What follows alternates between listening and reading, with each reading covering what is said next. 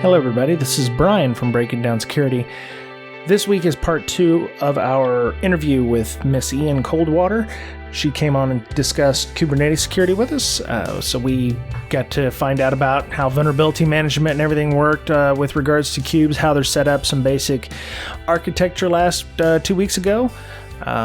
So if you are interested in listening to that interview portion about that, you can go back a couple episodes and listen. This week is part 2 and the finale of the episode.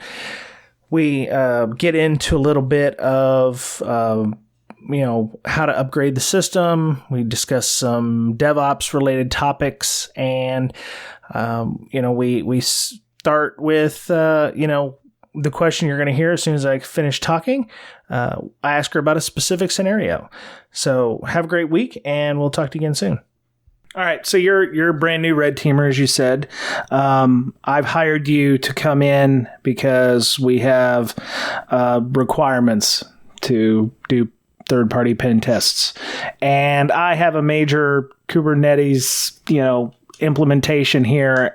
And I think I've done a fairly good job of, securing the environment according to, what my developers say. And as a red teamer or a person who's going to be, running pen tests against us, put your third-party pen tester hat on.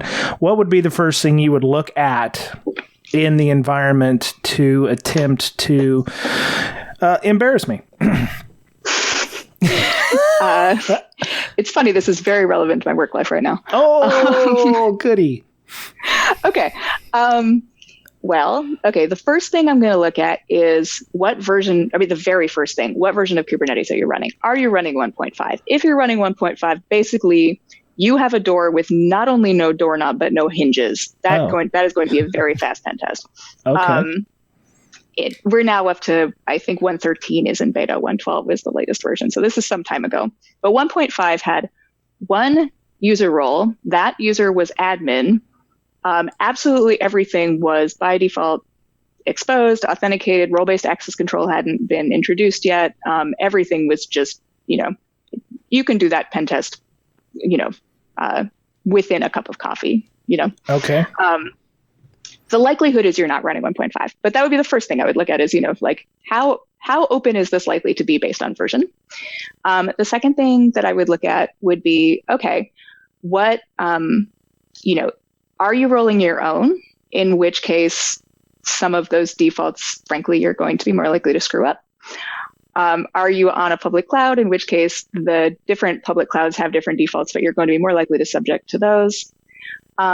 Are you using any kind of third-party stuff attached to that installation? If you're using Helm, is there Helmtiller involved? Helmtiller is a notorious tire fire of a security hole. I would probably jump on that pretty quickly. I would probably go from there. So okay, how open is this likely to be just off the top? Assuming that,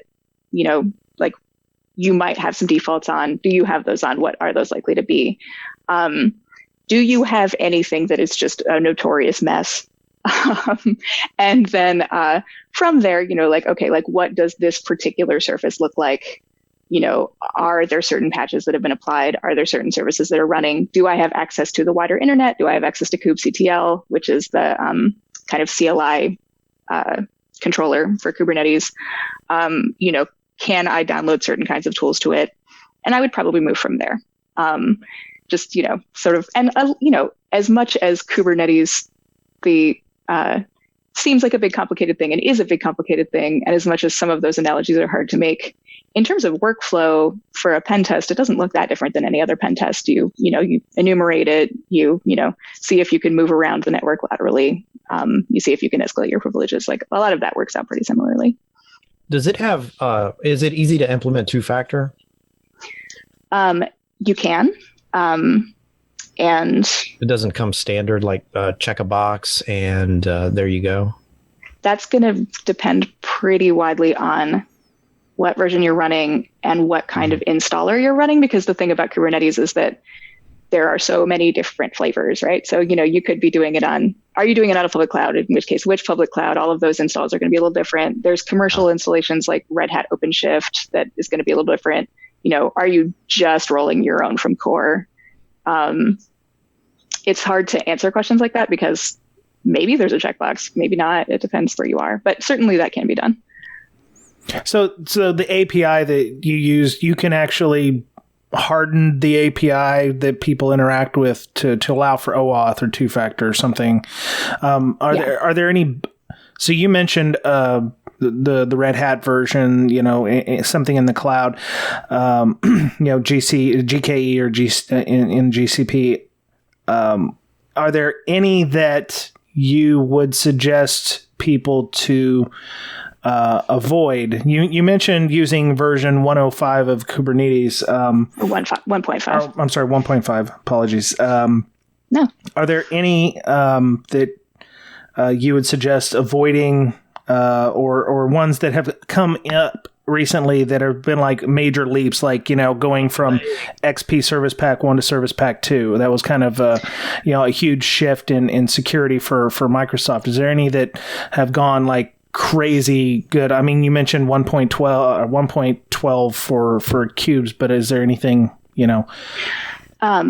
Okay, so sub 1.6, you really ought to be updating. Honestly, even if you're running 1.6, you really ought to be updating. That's really before they started adding security stuff pretty much at all. 1.8, I think, was a pretty big breakthrough in terms of adding more security tools and ability to harden. 1.12 just did a lot. That one came out before my DerbyCon talk and destroyed substantial parts of the attack surface, which was interesting as a speaker. 1.13, I think, will destroy more of it. But I would say if you're running, anything like 1.8 represented a pretty big threshold in terms of is your stuff a total mess versus can you do more with that? But really, the higher you go, the better. They have about a 3-month cadence in terms of major releases. They come out pretty often, and things are improving in real time. I mean, that security team is pretty great, and they're doing a lot. Cool. So you said, oh yeah, you should upgrade if you're using 1.5 or 1.6. I'm flashing back to the days of, upgrading your Java, and, you have developers saying, oh, we can't upgrade our Java because of X. How difficult is it to upgrade your Kubernetes implementation if, let's say you are using 1.6? Well, we can't upgrade because of X. Are there any reasons why they can't upgrade from 1.6 to 1.13 or something like that? Oh, I mean, that struggle is real, especially, in large enterprises where things tend to move pretty slowly. Maybe for process reasons, maybe for, the developers put this thing on and that has a breaking change reason. Totally, not everybody is or can run the bleeding edge, which is why I'm the higher you can go, the better. I'm not necessarily suggesting that you go with the one that came out a few weeks ago, but right. If the higher up you can go, the better off you are.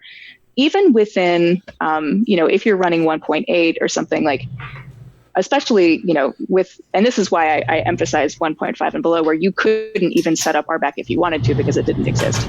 Right. RBAC is role-based access control. But the older you get, the more the defaults are going to be open. But there are still versions past a certain version that you can set that stuff up. It's just not necessarily going to be there by default, or it might be rougher in terms of what you're able to do. So if you can't upgrade, you can do your best to harden with the infrastructure that you've got.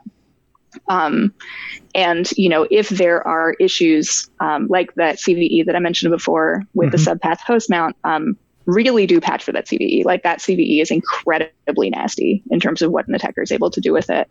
And that actually, though, is responsible for a lot of people not upgrading, or has been, because breaking subpath host mount did break a lot of the ways that people were relating Kubernetes to their hosts. That was a pretty serious breaking change for people because they couldn't mount things in the same way anymore. At the same time, that's a pretty big trade-off because you are taking a large risk if you're not patched for that. So, do your best. Not everything is perfect and not everything's going to be perfect, but, the more you can do within the abilities of the infrastructure that you have to harden it, the better. Right.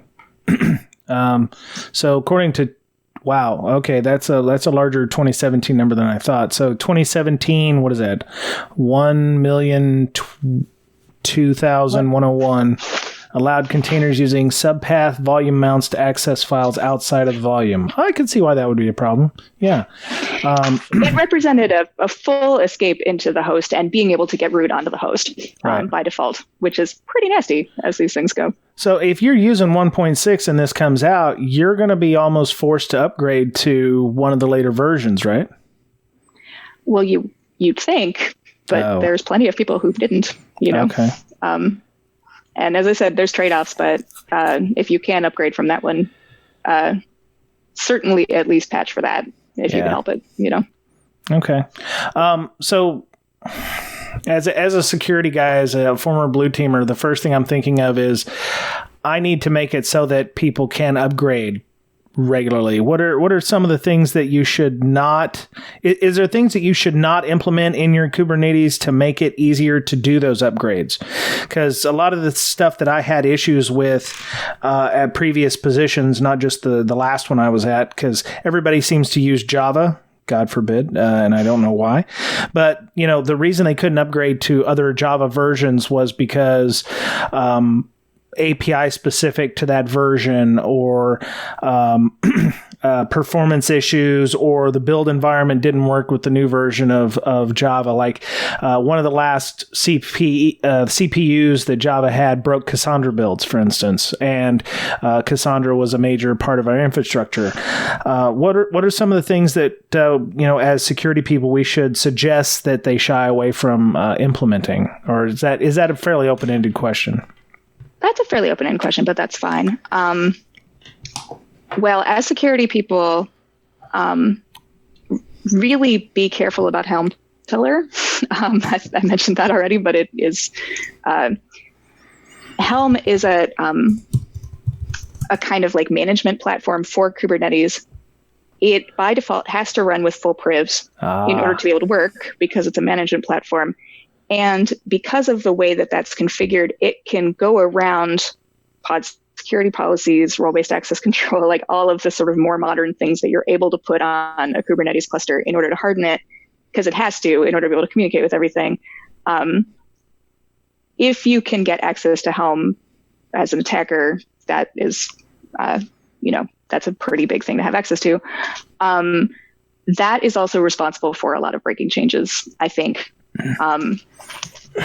Helm, but also like kind of like third-party plugins and different kind of management frameworks and things like that, because maybe that only works with a certain version of the API. Maybe there's just some underlying bit that's going to if all of your stuff depends on, I don't want to shout me out because I don't know off the top if this is going to be correct, but networking plugin by Acme Plugin Company, then if that breaks, that's going to be problematic for maybe your CI/CD environment or something like that. So I would say, keep an eye on what you're putting into your Kubernetes installation. If you need it, you need it. But do you need it? Right. Right. That would be probably my best open-ended answer. Okay. So Tiller runs on, well, it says the default is 44.134. So if your environment uses or has a default port of the 44.134, then you're probably running Tiller in the environment. And, most blue teamers, they don't know a lot of what's going on in their environment. So if they're doing network scans or doing Nmap and they find that port, then maybe some investigation is needed. So that could probably be its own show. If anybody from Helm is listening, which they may or may not be, feel free to reach out, because I'd love to have a show talking about how to secure your stuff, if you guys have anything like that at all at your organization. Anyway, so according to the last slide, I think on your talk, you had a number of things, and one of them was advice securing Kubernetes is standard security advice. So I'm not exactly sure what that means. If it's, you said standard security advice, which is your second point was defense in depth and least privilege, which makes sense. But you said standard security advice. Maybe you could expand on that. You probably did in the video, but we could probably talk about it here. Yeah, I mean, the reason why I said that is like, if we talk about kind of exotic DevOps tools and, new architectures and how these things like, maybe the analogies don't always hold up, or like old ways of thinking don't always hold up. In a lot of ways, that's true. But in a lot of ways, the advice for how to secure your Kubernetes cluster are things that I think a lot of us have heard before, like, practicing defense in depth, following the principle of least privilege, segmenting your networks well, limiting communication to things that only need to be communicating, IP tables, firewall rules, like the things that like a lot of people are going to be like, well, yeah, I've heard that, don't leave your ports exposed to the open internet if you don't have to, like, change your defaults out if they're open defaults, things that like, that's not very exciting advice, but it's, it's needed advice, and it's clearly not a thing that everybody is always doing. So a lot of it is just like, getting your basics right, practicing your hygiene, and that can really go a long way in terms of reducing your attack surface in Kubernetes, as with lots of other things. Right on. Is it possible to run those ports not being exposed? Could you run them on, say, a local interface and then connect to whatever it is you need to secure those? Is it possible to run those on a local host interface versus whatever other interface is available? It absolutely is. Kubernetes contains the ability to make that happen. There are different controls that you can place on it, such as like node restriction and things like that, for like making it so you only, everything is communicating within the cluster, and things within the cluster are only communicating with what they absolutely have to. Okay. Kubernetes by design is, has pretty open, defaults, and then allows you a lot of granular control, especially with later versions, on how to deal with and secure that. And that can totally be done. It might be slightly complicated, and it might take some work on your part, but you can secure your Kubernetes cluster. It just might take a little bit of work. So us securing it, though, is that going to take tools away from developers that, want to be DevSecOpsy / CI/CD or whatever? Is that going to make them sad because they're reducing functionality? It might, and that might be a conversation that you're going to have. I mean, I think that there's often a struggle between people who want things wide open because it will make the thing work, and people who, are like, oh my God, please don't leave that open. That's an awful idea, and that's a thing wherever you go, I think. Okay. Very cool. So let's talk about metrics. Does it have performance metrics built in? It can. And yeah, it absolutely can. And those are things that you can set up in there, and things that to some extent, come natively. One of the really great things about Kubernetes is the way that it deals with performance and the way that it deals with scalability and load balancing. It automates that and makes it, and works very, very well for what it does. Betcha, you don't need performance, dude. You just keep standing up clusters until and kubelets until everything, is super fast. You don't need to worry about, getting the most out of your cubes. If it takes 4,000 kubelets to run something, then it does. So then I can pay for that, right? Right. It's just money. Yeah, it's just money. Yeah, VC people are flush with it. You know that. So yeah, that was one of the things that I was like, well, do you really need performance metrics in Kubernetes? Because you can just keep standing up cubes until you've done the job and as fast as it needs to be. Well, but you still want performance metrics because, and this is me speaking back in my experience in DevOps, you still want to know what's happening in there, and if it's going well, or if it can be set up more efficiently, because there's different ways that you can set up your resource quotas, and, is your thing working? Like, there were times that, something would just be trying to access some resource that it would be having trouble with, and it would just be spinning away. You want to know those things. If you have no metrics attached and no observability, you don't know what's going on, and that's not ideal for anybody. Yeah. So were you able to see the Spectre and Meltdown patches after they were applied, and you see a performance hit there? Okay. Did that yes, happen? we were able. Yes, we were able to see it. Our cloud provider that we were using at the time responded to that very quickly. We were concerned about the ways that that would affect performance and also the ways that that would affect costs in relation to resources and everything like that. It didn't end up being much of an issue, but it was a thing that definitely got discussed and that people were keeping an eye out for. And the reason that Spectre and Meltdown is such a big deal is because a lot of this runs and utilizes the CPU in that case, right?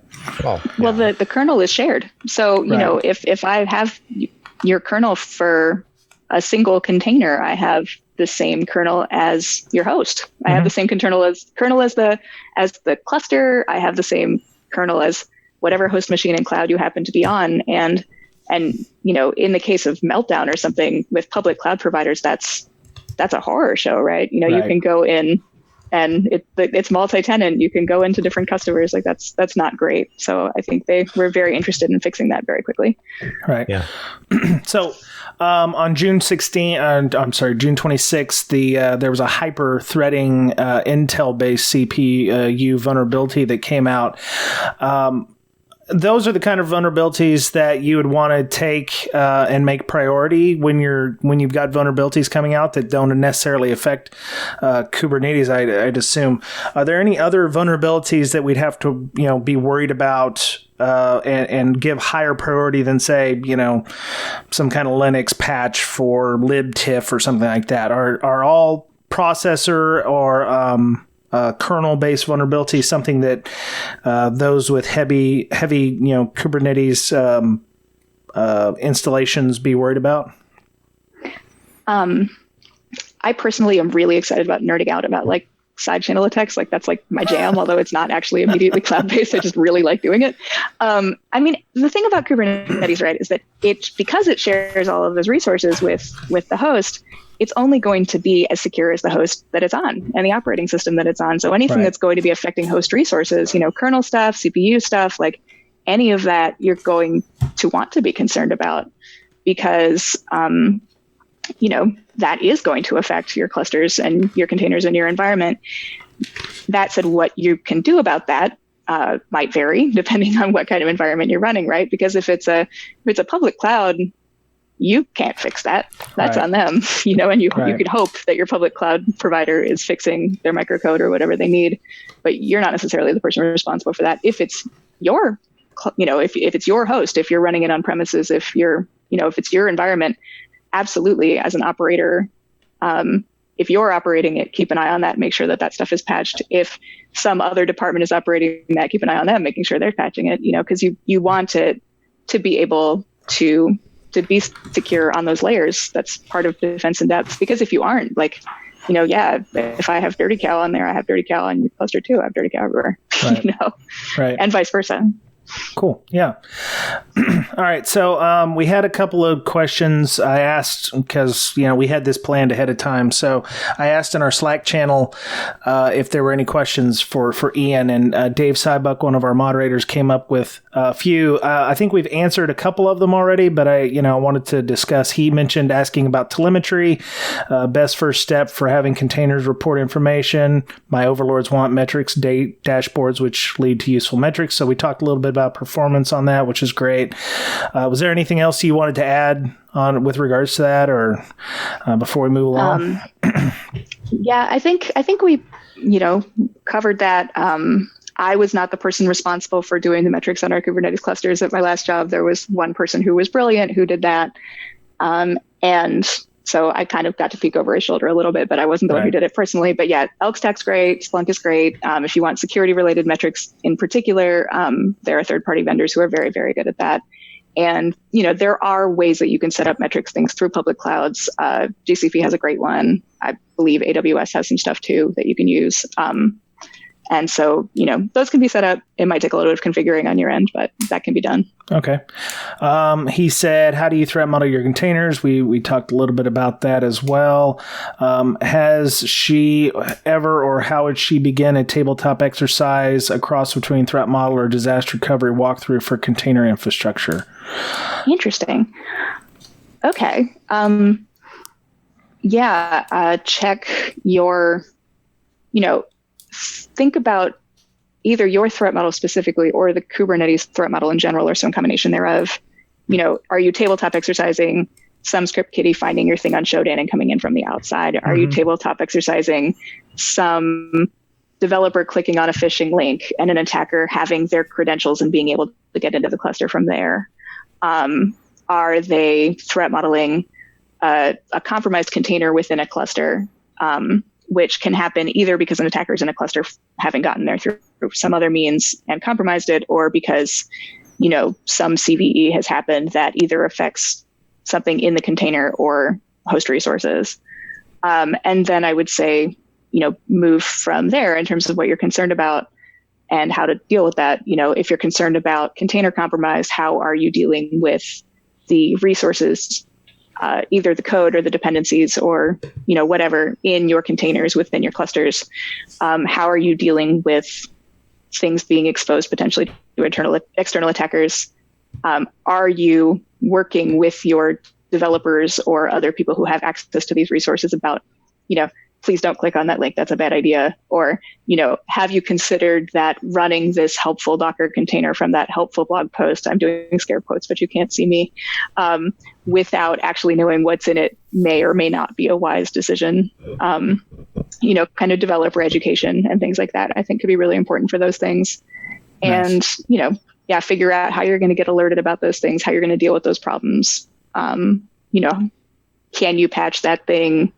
Are you, what are you going to do when those credentials get compromised? Are you rotating your credentials well? Like tabletop exercising, like kind of from there, like how you're going to deal with those problems or how you could potentially avoid them.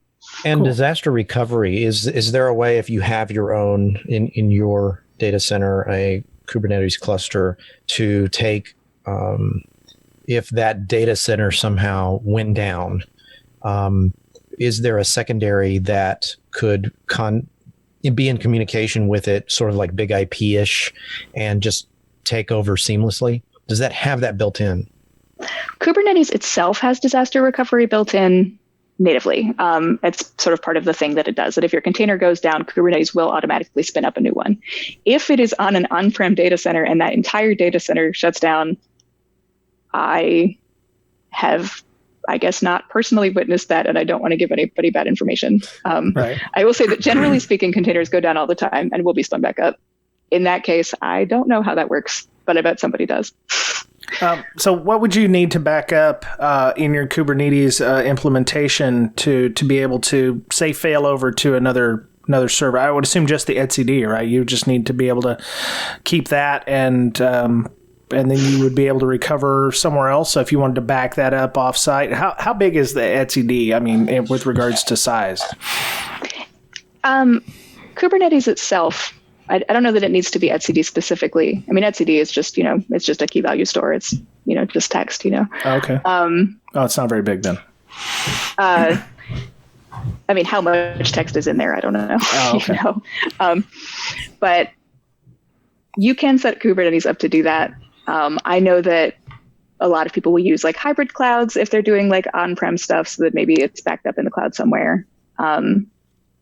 This I'm actually just going to say is out of my wheelhouse, and I don't want to give anybody bad info. That's okay. I feel like there are people out there who are screaming, that I asked a stupid question there. So no, I don't think it's a stupid question. I just don't want to give a bad answer. So. Yeah, no. There's people out there that saying I just put out a stupid question. It's okay. I don't have a lot of experience with this, and I'm assuming that there's other people who don't have experience with this either. But there's CISO or there's CEOs like, I saw this at RSA, so we definitely want to do Kubernetes or Netties. So cool.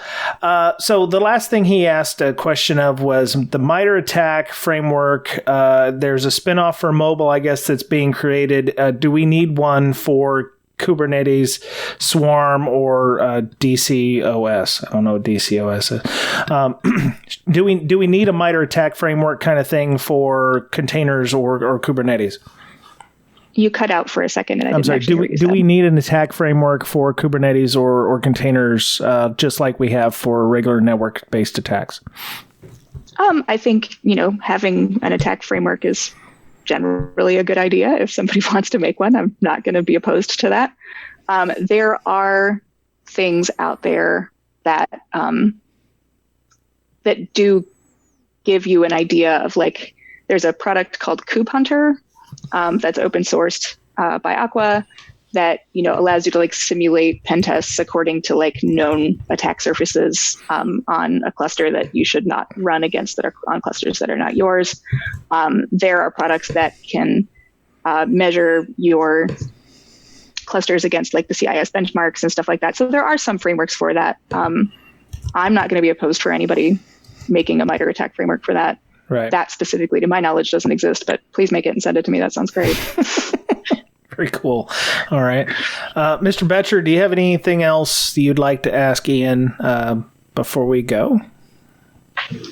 Well, or in the attack framework, they could have more examples of what this particular attack would look like in a Kubernetes environment that may be, I guess, more reasonable for them, at least at first, than to develop an entire framework for it. Right.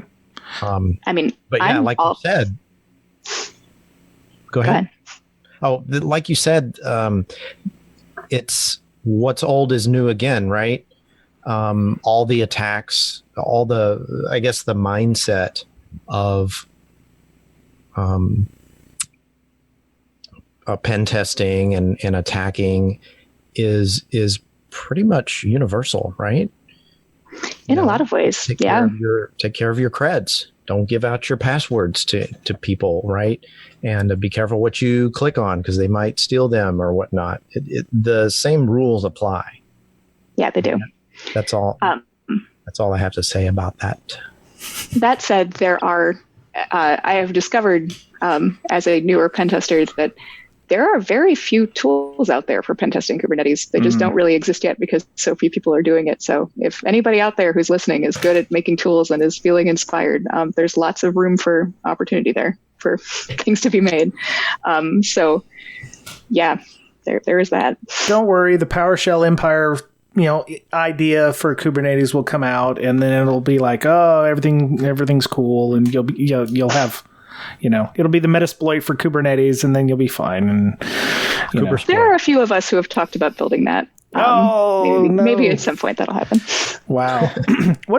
So one last thing I was just thinking about, because we were talking about the attack matrix and lateral movement came in.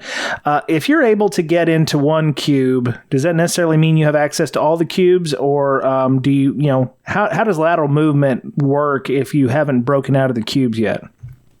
Okay, so again, if cubes here are representing containers, this sort of depends on how the cluster has been configured, because especially in older versions when there was just no restriction within the network or what could talk to what at all, if you're in one container, you're in the cluster, you're everywhere. Lateral movement in a cluster context can work both horizontally, in terms of being able to move from one container to another container or to different parts of the cluster, and also vertically, in terms of moving to the host or to the public cloud. And so there's a few different ways you can do that. It can absolutely be configured so that you can't do that. Using node restriction, using RBAC, using different pod security policies can affect movement, as well as being able to escalate your privileges or not, or how you might do that. There's a lot of ways to harden it up. The question in terms of, lateral movement is, have those been done? How have they been done? Because if they've been done well, you can't get anywhere. If they haven't been done at all, or if they've been done badly, you can go pretty far. And that is going to be variable on every cluster and how it's configured. Cool. Excellent. All right. Well, now I really don't have anything left, or if I do, I'll remember it a couple hours in the future. Oh, I probably should have asked that question. Damn it. But for now, I think I'm okay. Mr. Boettcher, how about you? Good. Doesn't this just make you want to spin up a whole big implementation at your office there, Mr. Boettcher? Oh, yeah. And get a crappy implementation going, right? You should get some of that tiller. Get some of that tiller and put it on there, too. That'll be great. It's like in the old days when you set up a database, the default admin username and password were rarely changed. And so pretty much if you knew what kind of database it was, you could get admin access just because no one changed those. Right. Right. Yeah. It's it's still I want to say it's still fairly new technology, but what Kubes has been around for almost 8-10 years now? No, it first came out in, I believe, I want to say 2014. It might be 13. Really? But it's pretty new tech. Oh, okay. Well, within the last 5 years then. Okay. That's cool. Things move fast. Yeah, it does, don't it? Well, I mean, we've been dealing with containers and jails and shroots and stuff since, way back in the day. So it seems like this is a logical, progression of that whole restriction technology where it's, you're restricting things. First, Solaris was doing it with zones, and then, BSD was doing it with jails and shrooting on OpenBSD. And then, you had your, VMs and containers, and now you've got this. So, it's only moving further and further down the road. So we just have to figure out how to secure it. So, yeah. Okay. So what's the advantage of setting up a Kali cluster or a kubelet? There is a Kali Docker container that I think is official, and I think that it is pretty lightweight and you can easily spin it up pretty quickly, I think is why people might want to use that. Also, I think I know of at least one person who containerized Kali because she could. The Kali image that I know of is very, very lightweight. Like, it really just contains the few most used tools and not all of the things. I know that you don't need Kali to pen test a Kubernetes cluster. The things that make sense on Kali do not necessarily make sense in that context, and the things that you might need in that context are not going to be available to you on Kali. And so I think mostly the advantage to that to containerizing it itself would just be the lightweightness of it, not necessarily that you would need it to do this particular thing. Cool. So it's more like just a cool thing to do. I think so. Yeah. And you could spin it up fast. Yep. Yeah. Yep. Cool. All right. Well, I think we're done. We went way over our time. We'll probably have to turn this into a two-parter, only because there's just so much information in here. Ian, how would, I know we mentioned this at the beginning of the show, but just for part two, how would people get a hold of you if they wanted to discuss Kubernetes security or, congratulate you on your new job as a red teamer? Oh, thank you. I tweet at Ian Coldwater, which is my name, Coldwater, like temperature water. Right on. And my DMs are open. Feel free to reach out anytime. Might take me a minute to respond, but I'll be stoked to hear from you. Just, be nice, please. Right on. Yes. And thank you all so much for having me on. It's been great. Yeah, cool.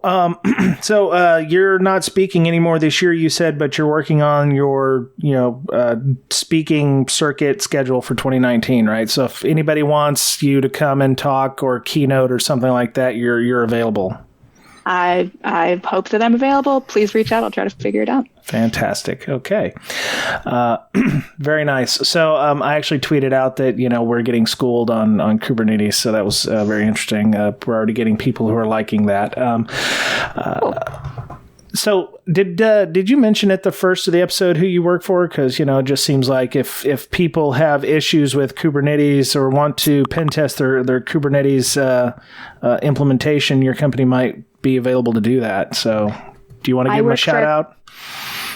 Totally. I work for a company called Red Team Security. It's a little company in St. Paul, Minnesota. I believe redteamsecure.com, I think. And definitely we would be excited to pen test your Kubernetes clusters. I in particular would be excited to do that. So please send them my way. Right on. Okay. So Mr. Boettcher, if people wanted to discuss with you any LogMD or logging or, BDIR, which is our other podcast, Breaking Down Incident Response, if they wanted to talk to you about any of that, how would they do that? Well, we got a pretty awesome Slack channel. Right. Oh, yeah. Join, of course. But you can read about me on log-md.com or hit me up on Twitter at Boettcherpwned, my last name, Boettcherpwned. Yep. Yeah, speaking of the Slack, we have a specific channel for containers and VMs and stuff, and I'll probably rename it to include something about K8s or Kubernetes. We have a lot of people on there who talk about distributed systems. We have people who are interested in doing that kind of stuff. So if you are interested and have a passing fancy about SIM and logging or IAM and 2FA kind of stuff, or looking for a job perhaps and need help with your resume review, you can definitely send us a DM on our BreakSec Twitter, which is @BreakSec, BRAKESEC, and we'll hook you up with an invite to that. We don't allow open joining because we're worried about bots and stuff or people who would be evil. Or you can send us an email, bds.podcast@gmail.com, and we'll send you an invite. So you can follow Ms. Berlin, who is sadly, of course, not here because she's in Germany giving a version of her mental wellness village that she did at DerbyCon, which very, very deserving of a black badge, which she got at Derby. You can talk to her on our Slack. She's available there, or you can follow her on Twitter at InfoSystir, INFOSYSTIR. And you can follow me on Twitter. I'm Brian Brake, BRYANBRAKE. And we're have a very active Slack, almost 1,600 accounts, 500 active users regularly, actively going through our 10K message limit on Slack, sadly, every week. So, we're very active. We have a social contract, so, we expect people to be nice to one another when they're in the Slack.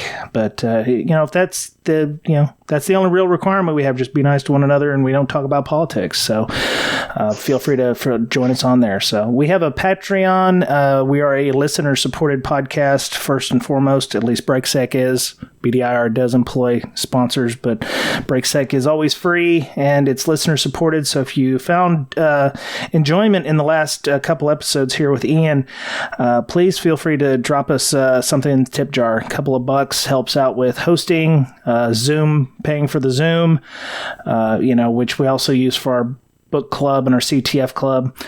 All of it's very much appreciated. So thank you for doing that. We're on iTunes, Spotify, Google Play Store, TuneIn Radio. I find it very interesting that I can listen to my own podcast inside my Tesla 3 because they use TuneIn Radio for instead of like XM for streaming audio. But very excited to see us on Spotify in those areas. And if you want to listen to the show, we're on iHeartRadio. There's pretty much no place you can't find us. We also have an RSS feed if you want to put us in your favorite podcast catcher. I don't have anything else. Mr. Betcher, are you speaking anywhere? No, I'm not speaking anywhere. Okay. Well, you should. Mr. Goff doesn't have to, have the spotlight the whole time. So, lastly, again, I want to thank Ian for joining us. It's been very enlightening. Feel free to come back if you have anything else you'd like to discuss in the Kubernetes realm. Thank you for teaching me how to say Kubernetes properly, even though I flubbed it a couple of times there. So, I almost got you off, let go without saying it. I had a lunch with Mr. Kaki, Danny, and he said you give some of the best hugs that he's ever had. So he said to definitely send his best regards to you when I had lunch with him. So, all right. He gives great hugs too. I'll definitely send him a message for that. He was up here in Seattle with me, and I had lunch with him, so it was a pleasure seeing him. So, cool. So that was it for Breaking Down Security this week. Be nice to one another. Please take care of yourself because you're the only you have. And we will talk to you again soon. Bye-bye. Bye. Thank you.